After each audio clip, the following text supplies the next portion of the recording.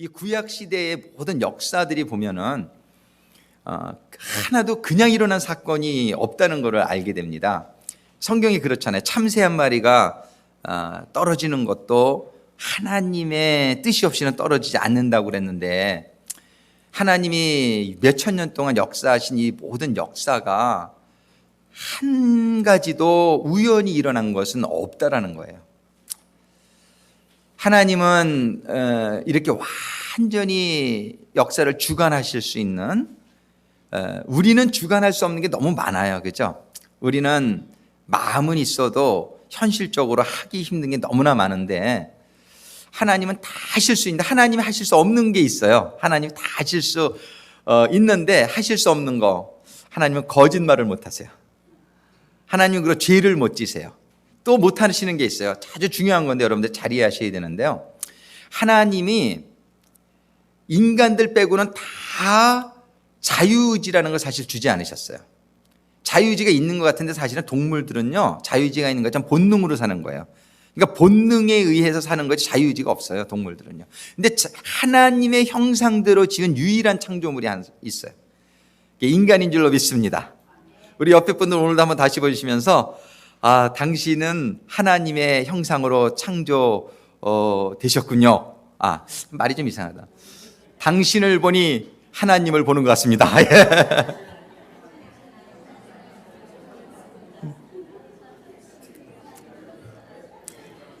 근데 꼭 하나님은 아니에요. 그죠? 근데 우리가 조금 많이 이렇게 하나님의 속성을 잃어버려 가지고 하나님을 보면은 그냥 완전히 환하고 다 그럴 텐데, 우리의 얼굴에는 조금 고민도 있고 조금 이렇게 뭐라 그럴까, 그죠? 약간 좀 밝지 못한 부분들이 우리들에게 좀 있을 수 있어요. 근데 우리들은 이게 신앙생활하면서 아주 하나님과 같이 점점 닮아지게 될 줄로 믿습니다. 아멘. 그게 신앙생활. 우리는 하나님 닮아가는 게 신앙생활이에요. 우리는요, 하나님이 이렇게 하나님 형상으로 창조하실 때 주신 게 있어요. 동물과 다르게, 식물과 다르게 주신 게 있어요. 그게 뭐냐면 자유의지예요. 자유의지. 하나님이 자유의지가 없으시다면 하나님 아니시죠. 그죠? 이 자유라고 하는 거는 사람에게밖에 없는 거예요. 식물들 자유롭지 않아요. 거기서 신겼으면 거기서 자라야 돼요. 그죠? 동물들 자유롭지 않아요. 뭐 때문에 자유롭지 않냐면요, 자기네 본능 때문에 자유롭지 않아요. 동물들이 막 자유롭게 마음대로 다니는 것 같지만 그렇지가 않아요. 그 본능이라는 것이 컨트롤하고 있어요. 그래가지고 자유롭지 않아요. 근데 인간만이 자유로운 거예요. 왜? 하나님의 형상 그대로 창조하셨기 때문에 그래요. 근데 우리는 그 자유를 가지고 잘 살아야 되는데, 이 자유를 가지고 우리는 죄를 질 수도 있단 말이에요. 근데 하나님은 자유를 가지고 죄를 안 지세요. 왜? 하나님은 완전하시니까 죄를 안 지시는데, 우리는 완전하지 못해서 죄를 좀 져요. 근데 이 죄를 져도 하나님이 그걸 어떻게 하실 수가 없어요. 죄 짓지 않게 강제로, 아이고 하나님이 나를 죄를 못 짓게 하여 주옵소서, 근데 이런 기도는 이루어지질 않아요. 왜냐하면 하나님 우리에게 자유의지를 주셨기 때문에 그 자유를 가지고 내가 교회 안 나겠다 그러면 어떻게 할 수가 없는 거예요. 하나님이 어떻게 할 수가 없는 거예요. 왜? 우리에게 자유의지를 주셨기 때문에. 내가 자유의지를 가지고 뭐 하나님은 사랑하라 그랬지만 나는 미워할 거야 하면은 어떻게 하나님이 할 수가 없어요. 그거를 컨트롤하면은 자유의지가 아니기 때문에. 이해 가십니까? 그래서 하나님이 하실 수 없는 게 있어요. 그게 뭐냐면 우리가 막 죄를 져도요, 강제로 못 짓게 하실 수가 없어요. 근데 하나님은 어떻게 하시냐면, 그건 죄라는 걸 알려주기 위해서 믿는 사람을 붙여주고 성경을 이렇게 쓰게 해가지고 읽을 수 있도록 하나님이 어떻게 해서라도 우리들이 스스로 이것이 죄인 것을 깨닫고 이렇게 진리, 생명 가운데 들어오게 하기 위해서 하나님이 모든 노력을 다 하셔요. 다 하세요. 그런데 그 중에 하나님께서 우리들에게, 이스라엘 백성들에게 주신 게 뭐냐면 절기예요. 이 절기를, 7절기를 주시면서 이걸 지키라고 그랬는데, 이 7절기가 너무 중요해요. 근데 하나님의 모든 성경과 역사는 한 가지를 가르쳐 주는 거예요.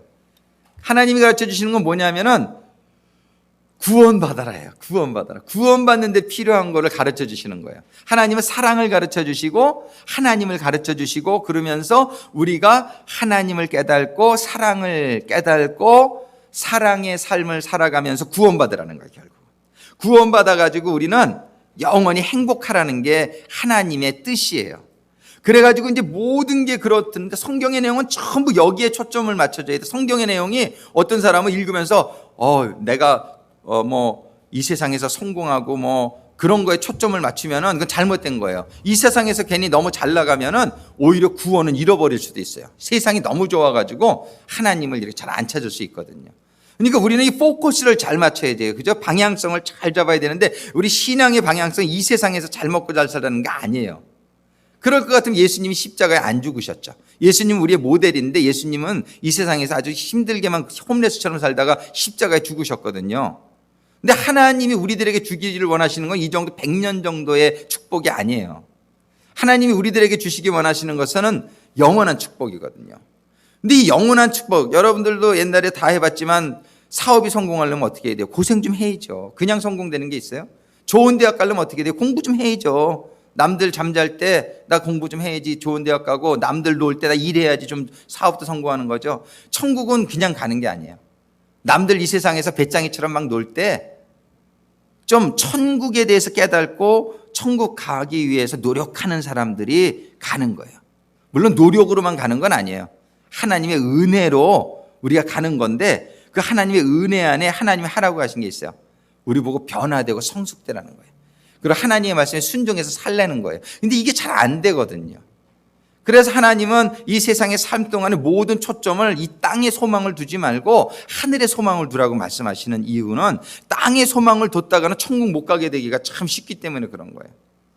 그래서 우리는 하나님의 우리들에게 주시고 하자는 축복이 이 세상에서 하나님 날 사랑하신다면서 왜 이렇게 사업을 어렵게 합니까? 왜 이렇게 문제를 주십니까? 하나님이 사랑하셔서 그래요. 왜냐하면 이 세상에서 사업 잘 되고 문제 없어 봐요. 하나님한테 기도 안 하죠. 하나님 안 믿어요. 그냥 돈 믿고 나 믿고 살기가 너무 쉽기 때문에 하나님은요, 하나님을 깨닫게 해주시기 위해서 광야로 내보내신 거예요. 광야는 살 수가 없잖아요. 혼자 사람 힘으로. 그렇게 힘든 게, 예수 믿고 나면 더 힘든 경우가 많아요. 이 세상에서는. 왜냐하면 애굽은 오히려 쉬워요. 고기도 먹고. 근데 애굽에서 살면 그냥 영원히 죽는 거기 때문에 하나님은 애굽에 있지 못하게 하고 광야로 끌어내신 거예요. 근데 광야에서 고생을 하면서 하나님을 깨닫게 되는 거예요. 아니, 돌이 터져서 물도 나오네? 이런 기적을 체험해 보면서 하나님이 살아하신 거를 체험해 볼 때, 아이고, 하나님이 계셨구나. 그래서 하나님은 고난을 주시는 거예요. 고난은 전부 축복의 통로인 줄 믿으시기를 바랍니다. 우리의 고난은 전부 축복으로 가는 통로예요. 하나님이 그까지 고난을 없애실 수 없어서 어떤 분들은 착각하고 있어요. 사단이 막 하나님보다 막 비등비등한 것처럼. 사단은요, 하나님의 대적이 못 돼요. 하나님은 그냥 사단을 통해서 우리에게 그런 시험과 미혹을 이겨나갈 수 있는 훈련시키시느라고 잠깐 쓰시는 거죠. 여러분들 하나님 잘 깨달을 수 있게 되기를 주님의 이름으로 축원합니다.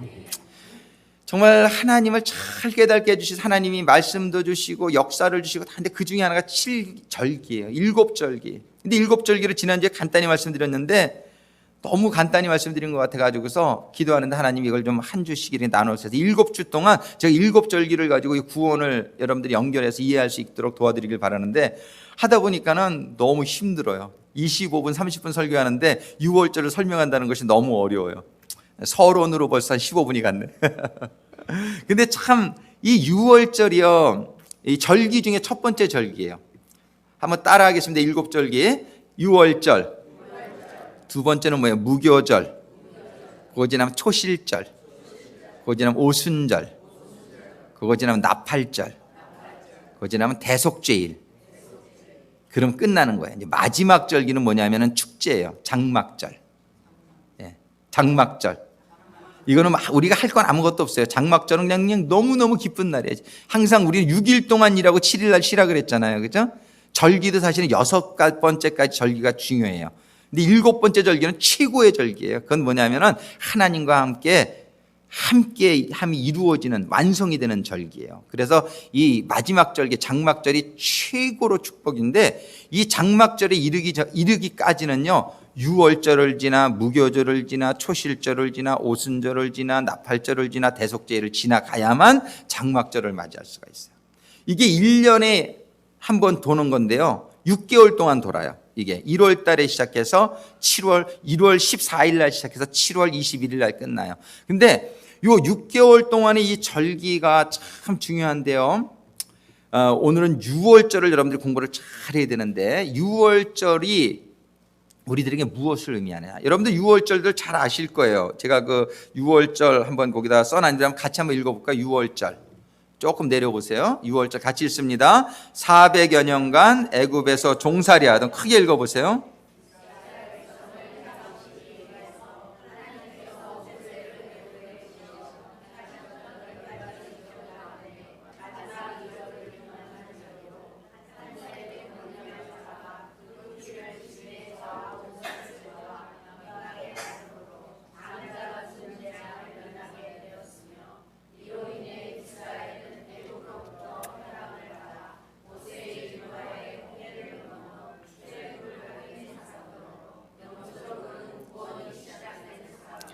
여러분들 제가 이 설교 시간에 6월절을 다 깨닫기 하기 힘드니까요. 꼭 여러분들 공동체 가서 여러분들 목자님들에게 배울 수 있게 되기를 바라요. 저는 아주 기본적인 것만 오늘 말씀드립니다. 아주 깊은 여러 가지 의미가 있는데 이 6월절, 여러분들이 6월절은 7절기 중에 이제 첫 번째 절기인데요. 여러분들 주보에 보면 오늘 요 그림이, 이런 그림이 그려져 있는데 혹시 보셨는지 모르겠어요. 주보 앞에. 이 그림이 뭐냐면 6월절 날 양의 피를 이렇게 문에다가 바르고 있는 사람의 모습이에요. 그래서 문 위에 그다음에 양 옆에 피를 바르게 돼 있어요. 6월절 날. 그러면은 6월절 날 무슨 일이 있었는지 지금 읽어봤지만은 그 피가 묻은 집은 장자가 죽지 않고 또 동물의 첫 소생들도 죽지 않고 구원받은 날이에요. 그래서 6월이라는 건 패스오버. 그래가지고 피가 발라진 집은 패스오버가 되는 그 절기. 근데 이 6월절이 뭐냐면은 이스라엘 백성들의 1월 달에 치러지는 첫 번째 절기인데 이 6월절의 구원의 시작을 의미한다. 지금 이렇게 말씀드렸죠. 6월절이 구원의 시작을 의미하는데 그건 뭐냐면 이 어린 양은 예수님의 피를 상징하는 거예요. 그래서 이제 그 어린 양의 피를 발라놓은 거, 그것이 6월절에서 가장 중요한 사건이에요. 그 다음에 이 어린 양이 근데 피를 바르는데 아무나 바르지 않죠. 그 피를 바르라는 거를 믿지 않는 사람은 안 바르잖아요. 그러니까 믿지 않는 사람들을 안 바르고 믿는 사람들이 바르는데 믿는 사람들은 그 피를 바른다는 건 믿음이 있는 사람이에요. 그래서 구원이라는 건 믿음으로 시작하는데 무엇을 믿음으로 시작하냐면은 나의 죄를 사해 주신 예수님의 피를 믿음으로 그 구원이 시작되는 거예요. 근데 이 6월절이 아무나 참여할 수 있다라고 성경이 얘기하지 않아요. 성경에 보면 6월절이 지켜진 예가 5번이 나와요. 구약 성경에 5번인데 이 5번을 우리가 잘 살펴볼수록 너무 은혜가 되는데 이 첫 번째 6월절이 치러진 게 언제냐면은 그 애굽에서 이스라엘 백성들이 400년간의 종살이를 마치고 떠날 때 6월절이 최초로 이루어진 거예요. 그러니까 이 6월절 최초의 출애굽기 12장, 여러분들 본문의 말씀 좀 긴데요. 그 말씀을 다 읽긴 좀 그렇고 여러분들 나중에 읽어보시고요. 그 6월절을 설명하는 거예요. 그 피를 이렇게 바르면은 너희들이 너희 장자들이 죽지 아니하고 재앙이 너에게 뛰어넘어갈 것이다. 그런데 그 다음에 그 밑에 두 번째 출애굽기 12장 43절부터는 한번 읽어보겠어요. 출애굽기 12장 43절부터 읽습니다. 여호와께서 모세와 아론에게 이르시되 6월절 규례가 이러하니라. 이방 사람은 먹지 못할 것이나 각 사람이 돈으로 산 종은 할례를 받은 후에 먹을 것이며, 그리고 맨 끝절 49절에 보면 뭐라고 써 있냐면은 그 모든 남자는 할례를 받은 후에야 가까이하여 지킬지니 곧 그는 본토인과 같이 될 것이나 할례 받지 못한 자는 먹지 못할 것이니라. 이 6월절은 아무나 어린 양을 먹을 수 있는 게 아니고요. 할례 받은 자만 먹는다는 거예요. 자, 여러분들이 신앙생활을 하는 데 있어서 할례를 받아야 돼요. 근데 우리 육신의 할례를 의미하는 건, 구약 때는 육신의 할례를 의미하는데 신약에서는 영적인 할례를 의미하는 거예요. 영적인 할례는 뭐냐면, 할례가 뭐예요? 남자의 그 표피, 두피를 잘라가지고 피 언약이라는 뜻이에요, 할례가. 근데 이 영적인 할례라는 건 뭐냐면 예수님의 피, 그 예수님의 피를 깨닫고 피 언약을 맺는 게 할례예요, 영적으로. 그러니까 우리 신약 시대에서 이 6월절 신앙이 시작되려면 예수님의 피를 깨달아야 돼요. 근데 우리가 예수님의 피를 모르는 사람이 어디 있어요? 십자가에 죽었고 예수님 피 흘렸고 알지요. 근데 여러분들이 한번 가만히 생각해 보세요. 그 예수님의 피가 과연 나에게 무슨 의미가 있다라고 내가 생각하느냐. 그 예수님의 피, 예수님의 죽음. 어저께 패밀리 캠프에 주 강사로 오신 분이 코리안 아메리칸이었어요. 유진 조라고 우리 샌프란시스코 출신인데 로우 하이스쿨 나오신 분이고 UC 데이비스 나온 지금 미국에서 굉장히 유명한 분이에요. 미국에서 원 오브 더 탑 프리처예요. 근데 유진 초 5살 때 미국에 이민 왔어요. 아버지도 교육을 못 받으신 분인데 옛날에 감리교회 다녔대요. 그 아버님이. 예, 얘기하더라고요. 한국말도 잘하더라고요. 근데 우리 구세군에서 타 교단의 강사를 초청하는 일이 별로 없는데 거기다가 한국계 패스터를 초청한 일은 처음이에요. 그래서 제가 너무 프라우드했어요. 그리고 제가 나가서 한국말로 기도하게 하더라고요. 또 그 한국말로 기도하래 저보고 이게 시즈널 프레이어라. 그래서 하여튼 주 강사가 유진조라고 시애틀에 지금 퀘스트 교회라고 하는 한국 목사님이에요. 영어를 너무 잘해. 너무 말씀을 잘하는데 그분이 멀시와 그레이스, 하나님의 자비와 은혜의 차이점을 이렇게 설명하더라고요. 자기가 경찰에 붙잡혔는데 경찰이 와서 야, 너 요번에 좀 봐줄게. 이번 주가 에이시안 아메리칸 주니까 너 한 번 봐줄게. 이러면서 하면은 너무나 고맙죠. 그냥 워닝으로 생각해. 근데 그거는 그레이스가 아니에요. 그거는 멀시래, 멀시. 근데 멀시만 하게 되면 뭐가 안 이루어져요? 저스티스가 안 이루어져요. 옳은 건 아니에요. 잘못했으면 티켓을 떼야 당연한 거죠. 그죠? 근데 하나님은 티켓을 뛸 수밖에 없는 분이에요. 왜냐하면 하나님은 저스티스, 의로운 분이기 때문에요. 그러면 은혜라는 건 뭐냐면은 티켓을 띈단 말이에요. 근데 티켓을 띄면서 티켓 벌금하고 보험 올라갈 돈까지 다 줘. 무슨 말씀인지 아세요? 티켓을 띄되 그 뛸 거를 해결할 수 있는 돈까지 다 주는 게 은혜라는 거예요. 자, 무슨 말씀이냐면요. 우리가 죄를 지면은요. 죄를 그냥 용서해 준다 그러면 멀시죠. 근데 이거는 저스티스는 이루어지질 않아요. 하나님께서는 우리에게 죄를 진 거를 용서해 주고 싶은데 그냥 용서 못 해 준다는 거예요. 그러니까 자기 아들, 죄 없는 자기 아들을 십자가에 죽게 해가지고 우리의 죄값을 대신 치러주는 거예요. 이게 은혜라고 설명을 하는데 마음에 너무 와닿더라고요. 막 백인 사관님들이 그냥 아멘 아멘 하면서 얼마나 은혜를 받는지 몰라요. 근데 이게 은혜예요. 예수의 피는 뭐냐면요. 우리가 죽을 죄를 졌는데 죄를 너무 많이 해서 우리가 죽어야 되는데 하나님이 자기 아들을 내준 거예요. 이 피를 우리가 이해하면은요. 사람이 사는 자세가 달라질 수밖에 없어요. 제가 또 영화 얘기 또 하나, 암살이라는 영화를 봤는데 거기서 어떤 사람이 처음에 독립군이었다가 나중에 변질된 사람이 있어요. 그래가지고 나중에 독립군이 그 사람을 죽이는데 왜 변했냐고 하니까 누가 해방될 줄 알았나? 누가 해방될 줄 알았나? 해방이 안 될 줄 알고 그래야 좀 일본에 이렇게 붙어야 자기가 잘 살고 나라도 편안하리라고 생각했다는 거죠. 해방될 줄 알았나. 근데 우리가 천국에 가면 정말 지옥이 있을 줄 알았나 이런 분들이 너무 많을 것 같아요. 이 지옥이 있다는 걸 정말 알게 되면은 이 세상에서 삶이 달라질 수밖에 없는데 그냥 지식적으로 그냥 있을까? 그냥 교회 가니까 구원받지 않을까? 이렇게. 근데 그렇지가 않거든요. 이렇게 해방이 돼가지고서 정말 지조를 지켰던 독립군들은 너무나 감동받았어요. 해방이 되는 날 다 모여가지고 이제 집에 가자. 그냥 너무나 나라 없는 서름으로 몇십 년을 만주에서 상해에서 임시정부를 가지고 있다가 해방이 되니까 너무너무 감격하는 거예요. 집에 가자. 근데 우리가 지금 천국과 지옥이 분명히 있다는 걸 아시는 분들은 이 세상이 좀 고난스러워도 죄 안 짓고 막 열심히 살려고 그러는 거예요. 하나님이 주신 사명 감당하려고. 이런 분들은 주님이 오시는 날 집에 가자. 이렇게 될 거예요. 근데 여기서 그냥 천국이 지옥이 있다는 것을 확실히 믿지 못하고 있다가 좀 대충 살다가 주님 오시는 날 맞는 분들은 세상과 좀 벗하면서 이러면서는 천국 못 가거든요.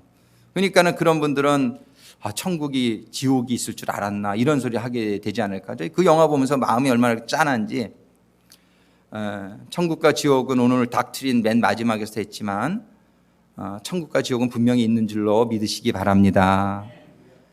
정말 우리 인생은 금방 지나가잖아요. 몇십 년이면 다 끝나는데 여기에서 우리가 신앙의 절개를 지켜가지고 하나님 주시는 말씀대로 잘 살아가가지고 정말 주님 오시는 그날 집이다, 집에 가자, 집에 가자, 집에 가자, 이런 환호성을 지를 수 있는 우리 성도님들이 다 될 수 있게 되기를 간절히 소망합니다. 예, 정말 그렇게 되기를 너무나 원합니다. 근데 이 장막절이에요. 우리가 집에 가는 날은 장막절인데 이 장막절에 들어가기에는 유월절을 지켜야 되는데 유월절을 먹기 위해서는 할례를 받지 못하고서는 유월절을 참여하지 못한다라고 성경이 분명히 얘기하고 있단 말이에요. 근데 할례는 뭐냐면 피예요, 피. 예수님의 피를 여러분들이 묵상하시는 가운데 정말 하나님이 예수님을 주실 수밖에 없었던, 그냥 멀씨를 얼마든지 베풀 수도 있었지만 그러면 저스티스가 없기 때문에, 의로울 수 없기 때문에 우리의 죽음을 대신 감당하기 위해서 아들을 주신 하나님의 그 은혜, 그 은혜를 깨닫는 사람은 예수님의 십자가 앞에 엎드려질 수밖에 없는 거죠. 꼬꾸라질 수밖에 없는 거죠. 하나님이, 그것도 하나님이 나를 위해서 아들을 내어주셨는데 내가 그거를 깨달아지지가 않으니까 내가 좀 신앙이 좀 궤도에 들어가기가 힘든 것 같아요. 여러분들 우리 모두 다 피, 할례, 육신의 할례가 아니라 마음의 영적인 할례, 정말 예수님의 피가 나에게 임하는 그런 신앙인이 되시기를 주님의 이름으로 축원합니다. 축원합니다. 그 피가 나에게 깨달아져야 돼요. 그 다음에 한 가지 또 있어요. 할례를 받아서 유월절을 먹었는데 그 다음에는 그들이 애굽에 남아있지 않고 떠났다는 거예요. 애굽을 떠나서 나갔다는 거예요. 이 지금 5번이 유월절 지킨 얘기가 나오는데요. 그 중에 4번째 히스기야 왕 때는 그건 온전히 지킨 유월절이 아니기 때문에 시간이 없어 설명 못하고 제가 4가지만 설명합니다. 2번째 유월절은 언제냐면요. 이 광야를 다 지나가지고선요. 요단강을 건넌 다음에 하나님이 요단강 건넌 백성들에게 첫 번째 하라고 한 건 뭐냐면 할례 받아라예요. 할례 받아라. 왜 할례가 중요한지 우리 설명했죠? 근데 2번째로 하라 그런 게 뭐냐면 유월절을 지켜라. 그래서 그들이 할례 받고 나서 아픈데 유월절 마련합니다. 유월절. 그때 1월 달이에요. 그때 1월 14일부터 유월절을 지킵니다. 근데 유월절을 지키는데 그분들은 물론 할례를 받아서 이제 유월절 지킬 수 있었고 또 한 가지 그들이 40년 동안 뭐 했어요? 광야를 지나간 사람들이 유월절을 지냅니다. 이 광야를 지나는 동안 유월절을 지키란 말씀을 안 하셨어요. 너희들이 요단강 건너가면 유월절 지키게 될 것이다. 이렇게 얘기하셨어요. 그러니까 이 유월절이라고 하는 거는요, 이 세상에서 여러 가지 시험과 유혹에 맨날 지는 사람은 아직 유월절을 먹을 수 있는 자격이 없는 거예요. 그러니까 우리 신앙생활하는 건데 이 유월절은요, 옛날에는 1년에 한 번 지키라 그랬지만 오늘날 신약시대에는 항상 신앙은 현재형이 됩니다. 한번 따라하겠습니다. 신앙은 현재형이 돼야 된다. 이 유월절은요, 매일 지켜져야 돼. 매일 내 경험이 돼야 돼. 예수님의 피가 매일 경험되고, 근데 예수님의 피를 받은 사람들은 유월절을 먹을 수 있는데 또 한 가지 애굽을 떠난다는 조건이 아까 봤죠. 아까도 광야에서 광야를 이겨낸 사람들만 유월절을 지킬 수 있는 사람이에요. 그러니까 어떤 사람은 나 맨날 죄 때문에 내가 좀 그러는데 그러면요 그 죄를 이길 수 있도록 여러분들이 정말 기도하셔야 돼요. 똑같은 죄를 자꾸 짓다 보면은 하나님이 여러분들의 회개를 인정하지 않아요. 정말 네가 회개했으면 정말 노력해야 되는 거 아니냐. 하나님 이렇게 말씀하신단 말이에요. 그래서 정말 여러분들이 그 죄라고 깨닫는 게 성경 말씀이 위배되는 건 다 죄잖아요. 그러니까 여러분들이 염려가 되는 거 있으면 죄예요. 성경은 염려하지 말라 그랬잖아요. 여러분들이 이웃을 내 몸같이 사랑하라는 말씀 대신에 누구에게 관심이 없는 것도 죄예요. 미워하는 것만 죄가 아니에요. 무관심한 것도 사실은 죄예요. 왜냐하면 내 몸같이 사랑하라고 한 말씀엔 미치지 못하잖아요. 그러니까 이런 것들을 우리가 아주 고민해야 돼요. 그래가지고 이거를 진정 회개하면서 고쳐나가야 돼요. 이게 고쳐나감이 없으면은 인정을 받죠. 행함이 없는 믿음이 돼가지고 그래서 믿음이 인정을 못 받아요. 그래서 이렇게 광야의 시험을 이겨낸 사람들이 두 번째로는 뭐예요? 참여하게 됐다는 거예요. 근데 그 참여한 데가 지역 이름이 재밌어요. 한번 여호수아서 5장 10절 말씀 조금만 내려주세요. 여호수아서 5장 10절 같이 읽겠습니다. 이스라엘 자손들이 길갈에 진쳤고 그달 14일 저녁에는 여리고 평지 유월절을 지켰고 이스라엘 자손들이 요단강을 건너서 그 다음에 바로 할례를 받고 길갈에서 진을 치고, 근데 길갈이라는 거기에서 유월절을 지켜요. 근데 길갈이라는 말이 뭐냐면 굴려보내다 이런 뜻이에요. roll away, 굴려보내다. 왜 거기 그 지명을 하나님이 길갈이라 그러셨을까 하냐면요, 이제 지난 삶은 굴려보내라 이거예요. 유월절을 우리가 지키려면요, 피를 받아야 되지만, 피를 받아서 그 다음에는 뭐냐면 옛날 내가 가지고 있던 삶의 방식이나 옛날 내가 가지고 있던 삶의 그런 꿈이나 이런 거 다 굴려보내라 이거. roll away. 이 길갈이란 뜻이 그런 뜻이에요. 우리가 그런 옛날에 옛사람의 옷, old clothes를 입고는 안 돼요. old 와인스킨 가지고서는 새 와인을 담을 수 없다고 주님이 말씀하세요. 우리는 이 길갈에서 유월절은 두 가지가 참 중요하다는 걸 반복해서 말씀드리는데, 하나는 뭐냐면 피, 예수의 피. 두 번째는 뭐냐면요, 떠나는 거예요. 애굽을 떠난 것처럼 떠나야 되고, 길갈에서 다 굴려보내라. 옛사람은 다 굴려보내라. 자, 세 번째가 언제냐면요, 요시야 왕 때예요. 요시야 왕 때. 세 번째는 히스기야 왕 때. 히스기야 왕 때는 잘못 들여진 거니까 스킵합니다. 네 번째 요시야 왕 때. 요시야 왕 때 유월절이 지켜져요. 근데 그 요시야 왕 한번 23장 21절부터 23절까지 우리 같이 읽겠습니다. 왕이 뭇 백성에게 명하여 가로되 이 언약책에 기록된 대로 너희의 하나님 여호와를 위하여 유월절을 지키라 하며, 사사가 이스라엘을 다스리던 시대부터 이스라엘 열왕의 시대에든지 유다 열왕의 시대에든지 이렇게 유월절을 지킨 일이 없었더니, 유월절이 계속 지켜진 게 아니에요. 사사 시대에도 하나님이 지키라고 하지를 않았어요. 왜냐하면 준비가 안 됐어요. 그리고 왕조 시대도 안 됐어요. 그러더니 요시야 왕 때 와서 하나님이 너 이제 유월절 지켜도 된다 이러셨어요. 어떻게 그런 일이 있을 수 있었을까요? 요시야 왕이 한 중요한 일이 있어요. 그게 뭐냐면 성전에 가득 찼던 우상과 모든 그런 우상에 숭배하던 제사장들을 다 죽입니다. 그리고 우상을 전부 내버려요. 그러고 나서 어떤 결심을 하냐면은 그 밑에 보면은 왕하 열왕기하 23장 1절로 6절에서 3절부터 한번 같이 읽겠어요. 3절 파란색 읽습니다. 왕이 대위에 서서 여호와 앞에 언약을 세우되 마음을 다하고 성품을 다하여 여호와를 순종하고 그 계명과 법도와 율례를 지켜 이 책에 기록된 이 언약의 말씀을 이루게 하리라 하매 백성이 다 그 언약을 쫓기로 하니라. 이런 일이 있었어요. 먼저 이런 일이 어떤 일이냐면 성전을 다 이렇게 청소를 하고, 첫 번째 성결이죠. 두 번째는 뭐냐면 이제는 우리가 오직 여호와의 말씀만을 마음을 다하고 성품을 다하여 하나님만을 순종하겠다. 이러한 결단이 있었을 때 하나님께서 유월절을 지켜라 이렇게 해주시는 거예요. 너무 중요해요. 그러고 나서 마지막 다섯 번째 유월절이 오늘 본문이에요. 우리 에스라서에 나오는 건데, 에스라서에 여러분들 배경을 지난 몇 주 동안 많이 들어서 아실 건데, 에스라서에 나오지만 그 성전이 먼저 회복이 돼요. 하나님께서 70년이 지나자 그 바벨론에서 종으로 살고 있던 백성들을 해방시켜 주고요, 너희들은 다 가서 성전을 회복하라 그래요. 근데 200만 명이 넘는 사람이 들었지만 실제로 온 사람은 5만 명이 채 안 돼요.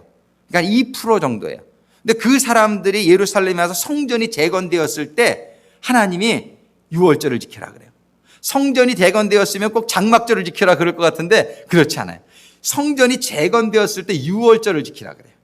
그리고 언제 하나님이 초막절을 지키라 그랬을까요? 성벽이 완성되었을 때. 아주 이 에스라서와 느헤미야에서는요, 우리 신앙이 어떤 일이 일어나고 좀 더 아주 구체적으로 설명해 주고 있어요. 우리 신앙생활의 시작이 뭐냐면 예수님의 피를 이해하고 믿고 그 다음에 결단하고 애굽을 떠나는 것처럼, 다 옛날 삶을 굴려보내는 것처럼 결단하고 시작하는 거로부터 신앙이 시작해요. 근데 마침이 아니에요. 무교절을 지나야 되고 초실절을 지나야 되고 쭉 지나서 장막절에 이르는데, 이제 에스라서부터 느헤미야서를 여러분들 가만히 읽어보면요, 에스라에서에서 이 6장에 보면은 20년 만에 성전이 완공되는데, 성전이 완공되자마자 하나님이 이제 유월절 지켜라 그래요. 그러고 나서 또 71년 만에 성벽이 완공돼요. 근데 71년 만에 성벽이 완공된 다음에 하나님께서는 초막절 지켜라. 한번 저기 느헤미야서 8장 보세요. 느헤미야서 8장에 보면 잘 나와요. 느헤미야서 8장 8장에 먼저 그 성벽이 완공되니까 8장 완공된 얘기는 7장에 나와요. 7장 성벽 공사가 7장 15절에 보니까 성역사가 52일 만에 완공되니라. 그다음에 8장에 보면요 14절부터 율법책을 본 적 여호와께서 모세로 명한 시기를 이스라엘 자손은 7월 절기에 초막에 거할지니라. 지금 성벽이 완공된 다음에 초막절은 들어가요. 자, 우리가 지금 그동안 보았지만 성전은 우리 안에 피가 회복이 되고 순종의 결단이 이루어지고 애굽을 떠나고 옛사람의 모습을 떠날 때에 성전이 완공되는데 이거는 6월절이에요. 이제 신앙의 시작이에요. 지금 여기 성전이 어떻게 완공됐습니까? 하나님께서 바벨론의 포로로 살고 있던 사람들을 너희들 해방시켜 줄 테니까 다 가라. 그죠? 이게 은혜예요. 이게 예수의 피예요. 근데 이거를 피를 깨닫고 하나님의 은혜를 깨닫고 돌아오는데 여기서 온 사람들에 의해 성전이 완공되는 거예요. 그러니까 바벨론을 뒤로 하고 바벨론을 떠났던 사람들에 의해서 성전이 완공되고 그들에게 하나님은 유월절을 지킬 수 있다라고 말씀하시는 거예요. 오늘 우리가 신앙의 자세를 다시 한번 살펴볼 수 있게 되기를 원하는데요. 우리는 신앙의 7단계가 있다. 한번 따라해. 신앙의 7단계. 그 1단계가 유월절인데 그 유월절을 우리가 참여하는, 유월절을 내가 먹는 그런 신앙이 되기 위해서는 두 가지가 필요하다. 첫 번째는 뭐냐면요, 예수의 피예요. 피로다 원래 성결을 받는 거예요. 성결함을 받는 거. 두 번째 필요한 건 뭐냐면은 성결함을 받은 후에 옛사람을 떠나보내는 거, 애굽을 떠나는 거, 그 다음에요 바벨론을 떠나는 게 필요해요. 여러분들 세상에 미련 갖지 않게 되기를 주님의 이름으로 축원합니다. 사도 바울이 영적인 걸 깨달으니까 그가 왕년에는 아주 유명하고 돈도 많고 그런 사람이었는데 옛날 거를 전부 배설물과 같이 여긴다 그랬어요. 배설물. 하나님의 것을 깨닫게 되니까 이게 너무 냄새나는 배설물 같은 거예요. 그러고서는 뒤도 안 돌아보고 하나님이 인도하시는 그 길을 가서 지금 하늘나라의 큰 생명의 면류관의 주인공이 되신 줄로 믿습니다. 우리가 신앙생활의 시작은요, 이 바벨론을 떠나지 않으면 못하는 거예요. 애굽을 떠나지 않으면 못하는 거예요. 길갈에서 굴려보낸 것처럼 굴려보내지 않으면 못하는 거예요. 요시아 왕처럼 모든 걸 제거하지 않고는 안 되는 거예요. 자, 우리가 6월절이 우리들에게 임해야 그 다음 단계로 올라갈 수 있습니다. 우리가 한 주간 동안 고민하면서 나는 정말, 첫 번째는 나는 정말 예수님의 피를 내가 이해하고 있는가? 하나님의 은혜를 내가 정말 깨닫고 있는가? 그 질문을 한번 해보시고, 두 번째는 나는 정말 예수님의 피를 깨닫는 가운데 애굽을 떠난 사람인가? 정말 나는 바벨론을 떠난 사람인가? 정말 나는 옛 것을 다 굴려보낸 사람인가? 요시아 왕처럼 성전을 완전히 청결하게 청소한, 정리한 사람인가? 이 두 가지의 질문을 여러분들이 하시면서 이번 한 주간 동안 우리가 6월절이 풍성하게 6월절의 은혜가 임하는 한 주간이 되시기를 주님의 이름으로 축원합니다. 아버지 하나님, 이스라엘 백성들에게 주신 7절기 중에 첫 번째 절기인 6월절, 아무나 다 6월절에 참여할 수 있는 것이 아니라 할례 받은 자만 참여할 수 있다고 말씀하신 이 말씀이 오늘 말씀을 받은 성도님들 한 분 한 분에게 깊이 은혜로 임하게 하여 주시옵소서. 그리고 하나님의 은혜가 깨달아지면서 정말 이 세상은 나에게 고통을 주고 죽음밖에 주는 것이 아님을 깨달아 우리들이 알게 하시며 영원한 생명을 주시고 참된 기쁨과 행복을 주시는 하나님을 바라보며 애굽을 떠나는, 바벨론을 떠나는, 세상을 떠나는 저희들 되게 하여 주시옵소서. 예수님의 이름으로 간구하며 기도드립니다.